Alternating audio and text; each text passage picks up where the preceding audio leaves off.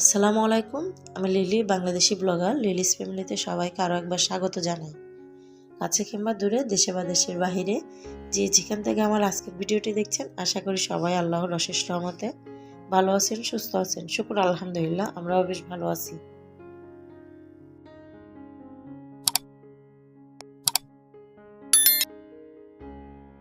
সকালবেলা উঠার পরে সকালে 7টা বাজে উঠে গেছি, আর তারপর বাচ্চাদেরকে চা নাস্তা খাওয়াই দিছি। আমার যে ঘরের কাজগুলো সেগুলাই কিন্তু স্টেপ বাই স্টেপ করে নিচ্ছি, কারণ 10টা থেকে বাচ্চাদেরকে নিয়ে একটানা 2 ঘন্টা বসে থাকতে হবে বা 1.5 ঘন্টা এরকম।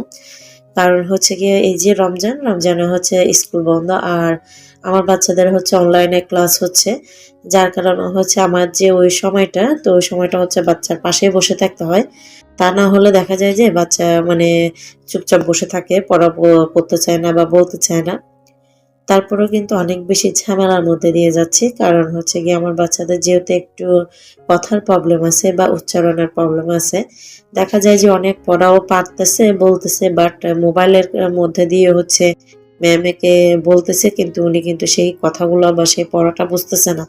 ওনারও বুঝতে প্রবলেম হচ্ছে, যেহেতু সামনাসামনি বুঝতে অনেকটা সমস্যা হয়, আর উনি তো মোবাইলে, যার কারণে অনেক প্রবলেমের মধ্যে দিয়ে যাচ্ছে। ম্যামে তো বলতেছে ওরা পড়া পারতেছে না বা পড়তেছে না বা শিখতেছে না, আসলে কিন্তু এমনটা না, বাট ওদের যে কথার উচ্চারণ বা ধরন, যার কারণে গিয়ে ম্যামের বুঝতে একটু অসুবিধা হয়ে যাচ্ছে।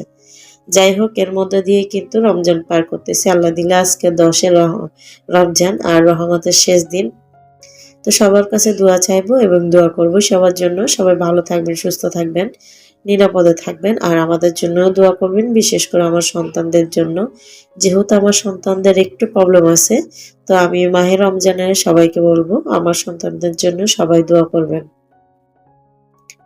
এই যে চা নাস্তা খাওয়ানোর পরে যে কাপগুলা ছিল সেগুলো ধুয়ে পরিষ্কার করে নিছি, আর তারপরে যে ফুলদানিটা সেটাও ধুয়ে পরিষ্কার করে নিলাম। ইদানিং এটা আমার সুপার কর্নারে রাখা হয়, কারণ এখানে বসে গিয়ে ওরা অনলাইন ক্লাসটা করে, তো একটু দেখার সৌন্দর্যের কারণে ওদের পিছনের দিকে এক সাইড করে রাখি আর কি। তো সেই জন্য একটু ময়লা আর ধুলোবালি পড়ে গেছিল, তো সেটা ধুয়ে পরিষ্কার করে নিলাম। এরপর এই যে এই রুমটা একটু গুছাই নিব এখন, কারণ একটু পরে ক্লাস শুরু হবে। ক্লাস শুরু হয়ে গেলে বসে থাকতে হবে, কাজও করতে পারবো না, আর এই রুমটা একটু পরিপাটি থাকার দরকার। যার কারণে বাচ্চাদেরকে ভিতরের রুমে আমার রুমে দিয়ে তারপর আমি সামনের রুমে যে কাজগুলো থাকে সেগুলাই করে নিচ্ছি।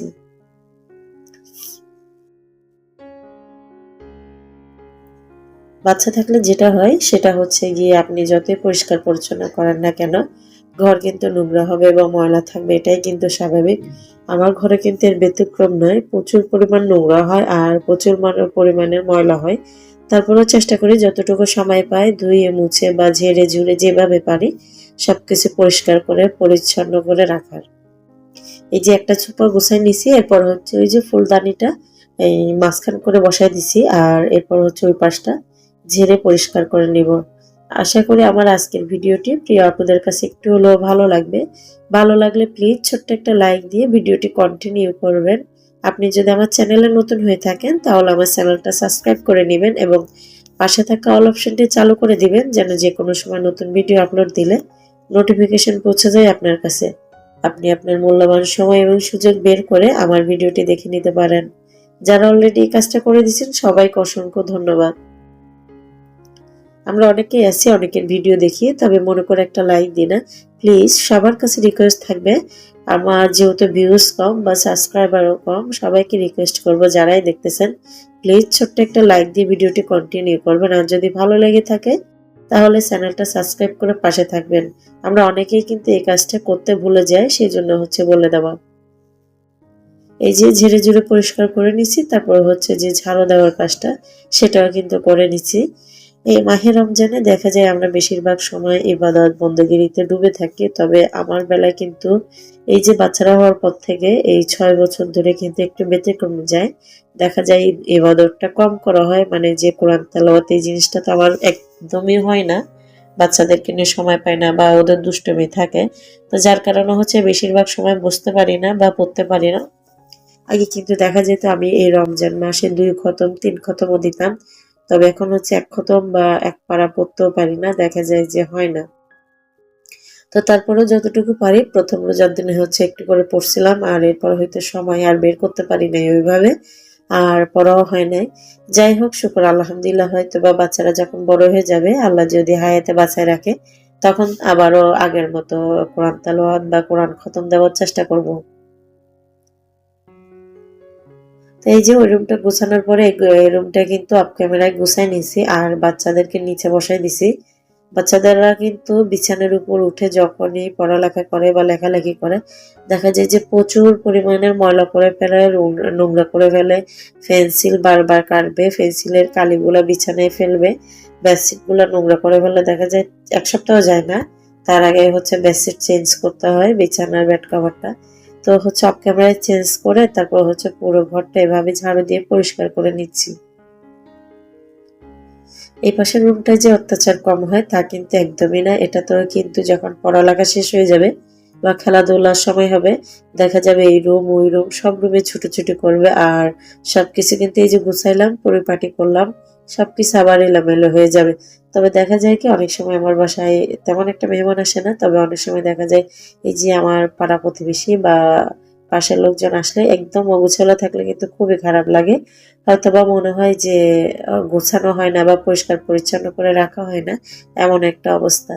তো যাই হোক, গুছানোর পরিষ্কারের কাজটা সেরে তারপর হচ্ছে যে কিছু মরিচ, ওগুলা হচ্ছে পরিষ্কার করে নিয়েছিলি, মানে বোটাগুলো ফেলে তারপর হচ্ছে রোদে দিছি। এর আগে কিন্তু 2 রোদ দিয়ে ভালোভাবে শুকায় নিছি, তারপর হচ্ছে বোটা ফেলে প্লেটে করে মানে থালিতে করে শুকায় দিয়ে নিচ্ছি আরেকবার। সেগুলো রোদে দিয়ে আসার পরে কিন্তু মাঝখানে অনেকটা সময় লম্বা গ্যাপ চলে গেছে, যেটা আর কভার করতে পারি নাই। আর এরপরে হচ্ছে বিকালে, এটা বিকালে ইফতারের অংশ। তো এখানে হচ্ছে কিছু ঝাল পোয়া, আমি হচ্ছে এগুলো আমাদের জন্য ভেজে নিচ্ছি। আর এবছরও হচ্ছে গিয়ে আমি খুবই সীমিত আকারে মানে অল্প অল্প করে ইফতার রেডি করতেছি, কারণ দেখা যায় যে অনেক সময় আপনাদের ভাইয়া খেতে পছন্দ করে, তবে অনেক সময় থেকে যায়, যার কারণে হচ্ছে দেখা যায় সমস্যা হয় বা নষ্ট হয় বা পরের দিন গরম করে খেতে হয়। তো সেজন্য খুবই সিম্পল ভাবে অল্প অল্প করে বানিয়ে নেওয়ার চেষ্টা করি সবকিছু। প্রথমে পাকোড়াগুলো ভেজে নিছি, তারপরে হচ্ছে এগুলো চিকেন পাকোড়া। তো এই চিকেন পাকোড়াটা কিন্তু আমি অন্যভাবে রেডি করতেছি আজকে। এখানে হচ্ছে ডিম, কর্নফ্লাওয়ার, তারপরে হালকা বেকিং পাউডার, ময়দা আর একটু হচ্ছে গাজর, এগুলা মিক্স করে একটু ময়দা দিয়ে মেখে রেখে তারপরে হচ্ছে গিয়ে এখন ভেজে নিচ্ছি। এই পাকোড়াটা আমার বাচ্চারা খেতে খুবই পছন্দ করে, তো মাঝে মধ্যে করার চেষ্টা করি সময় থাকলে।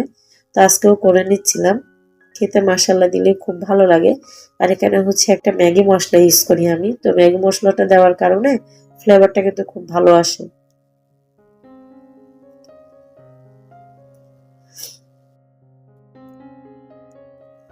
এই মাহে রমজানে আমরা যতটুকু পারি দান সদকা কিন্তু করা খুবই প্রয়োজন। তো দেখা যায় অনেকের সামর্থ্য থাকে, আবার অনেকের সামর্থ্য থাকে না নিজের পরিবার নিয়ে চলতে। তো কিছুদিন আগে মোবাইলে দেখতেছিলাম খুবই করুণ একটা অবস্থা, যে 2 জন মানুষ খুবই পাশের বাড়ি থেকে সামান্য পরিমাণের ভাত আর একটা কাঁচামরিচ দিয়ে ইফতার করতেছে। সেহরিতে কি খাবে তাদের জানা নাই। তো আমরা যারা পারি বা সামর্থ্য আছে তারা কিন্তু এই ধরনের দারিদ্রদের পাশে এসে দাঁড়ানো দরকার। অন্ততপক্ষে এই ইবাদতের মাসে কিন্তু খুবই গুরুত্বপূর্ণ বা একটা সওয়াবের কাজ বলতে পারেন। তো যাদের সামর্থ্য আছে আমি বলব তারা নিশ্চয়ই চেষ্টা করবেন আপনাদের আশেপাশে যারা আছে গরিব বা অসহায় তাদের পাশে দাঁড়ানোর। আমাদের আগের বাসায় থাকতে তো ওখানে একটা মহিলা ছিল, তখন আমরা চেষ্টা করতাম ওনাকে যথাসাধ্য যতটুকু সম্ভব দেওয়ার। তো বাসা চেঞ্জ করার পর হইতে হচ্ছে ওইভাবে এখানে কেউ আসে না আর দেওয়া হয় না। আর বর্তমানে আমাদের পরিস্থিতি একটু খারাপ, যার কারণে হচ্ছে অনেকটা হয়ে উঠতেছে না। ইনশাল্লাহ সামর্থ্য বা সময় ঘুরে গেলে আবারও দেখা যাবে, চেষ্টা করব যখন পারি যার পাশে পারি দাঁড়ানো। এই যে চিকেন পাকোড়া সবগুলো ভাজার পরে হচ্ছে আমি কিছু পেঁয়াজও ভেজে নিচ্ছি। আর এই ভাজা পোড়ার পাশাপাশি কিন্তু আমি আমার যে কাজগুলো হয় বা ধোয়া পালার যে কাজগুলো থাকে সেগুলোও কিন্তু করে রাখি, ফেলে রাখি না। দেখা যায় যে এই যে রেখে দিব, তারপরে ইফতারের পরে গিয়ে একটা আলসেমি বা একঘেয়েমি চলে আসে, তখন এই কাজগুলা কিন্তু একদমই করতে ইচ্ছে করে না আমার। তো সেই জন্য চেষ্টা করি সবসময় যে এই যে ভাজা পোড়ার কাজগুলো চলে বা ধোয়া পালার কাজগুলো, এগুলো ভাজতে দিয়ে তারপর হচ্ছে ফাঁকে ফাঁকে করে ফেলি।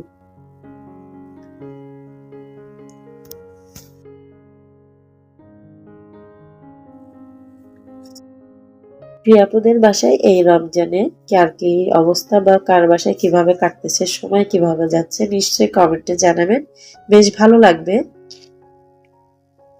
আমার তো সময় অনেক ব্যস্ততার মধ্যে দিয়ে যাচ্ছে, বাচ্চাদেরকে নিয়ে খুবই সমস্যায় আছে। আর বাচ্চাদের বললাম যে অনলাইন ক্লাস হচ্ছে, আর এই যে ক্লাসে ম্যামে পড়া বুঝতেছে না, তার জন্য একটু বেশি সমস্যার মধ্যে দিয়ে যাচ্ছি। অনেক সময় দেখে বাচ্চাদের সাথে চিৎকার চেঁচামেচি, তো অনেক সময় দেখা যায় বাচ্চারা পড়া পড়তে চায় না বা বলতে চায় না, তো সেই সময়টায় হয় বকাবকি করে বা চিৎকার চেঁচামেচি করে বা শাসন করে পড়ালেখা করাইতে হচ্ছে, তো বেশ ঝামেলার মধ্যে দিয়ে যাচ্ছি।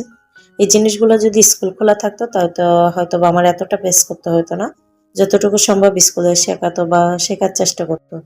৫ জনের মধ্যে থাকে এই যে, তো এই ভাজা পোড়ার পাশাপাশি ধোয়া পোলাগুলো করে নিছি। এরপর হচ্ছে গিয়ে যে আপনাদের ভাই আসছে, তো এখান থেকে হচ্ছে কিছু বাজার আনছে। এই যে গাজর, ক্যাপসিকাম, তারপরে হচ্ছে একটা ব্রোকলি, আর পাশে হচ্ছে গিয়ে একটা বাঁধাকপি। এই যে বাঁধাকপি আর পাশে হচ্ছে একটা ব্রোকলি। তো এগুলাই নিয়ে এসেছিল, এগুলো হচ্ছে গুছাই রেখে দিচ্ছি।